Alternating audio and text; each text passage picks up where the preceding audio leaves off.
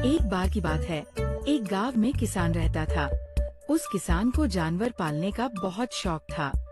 उसके पास पहले से ही बहुत सारी भैंसें थी, जिनका दूध बेचकर वो अपना घर चलाया करता था।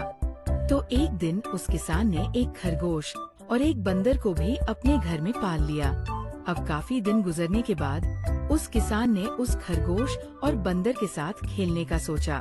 उस किसान ने अपने खेत में बहुत सारी छोटी छोटी गड्ढे कर दिए और फिर उन गड्ढों पर मिट्टी डालकर उन गड्ढों को बंद कर दिया।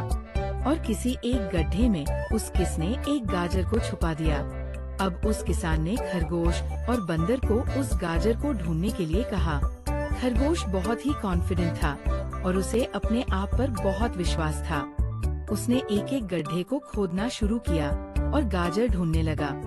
लेकिन बंदर जो था वह बहुत ही नेगेटिव और आलसी था।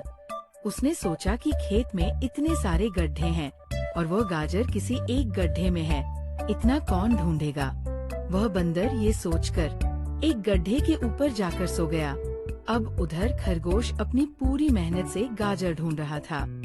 एक एक करके खरगोश ने सारे गड्ढे देख लिए, लेकिन उसे किसी भी गड्ढे में गाजर नहीं मिली।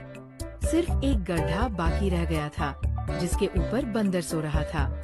अब खरगोश बंदर के पास जाता है और उसे उस गड्ढे पर से उठने के लिए कहता है। जैसे ही बंदर उस गड्ढे पर से उठता है, वैसे ही खरगोश गड्ढा खोदकर गाजर बाहर निकाल लेता है और अपने मालिक को ले जाकर दे देता है।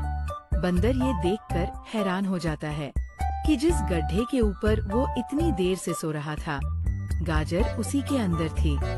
वो अगर एक बार खोद कर देख लेता तो गाजर उसे मिल जाती और वह मालिक की नजरों में बड़ा बन जाता। यही सोचकर वह अपने किए पर पछता रहा था।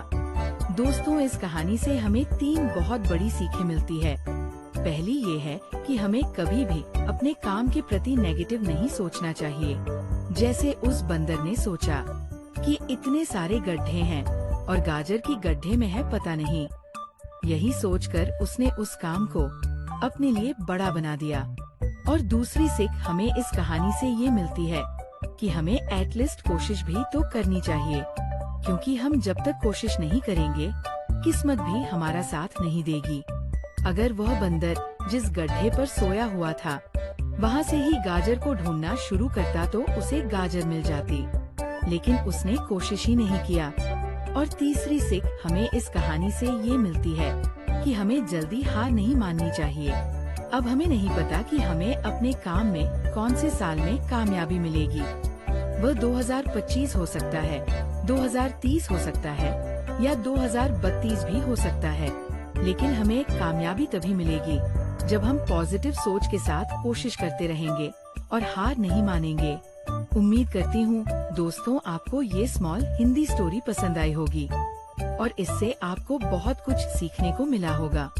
इस कहानी को अपने दोस्तों के साथ भी शेयर करें और अपने फैमिली मेंबर के साथ भी शेयर करें, ताकि उनको भी ये सीख मिल सके।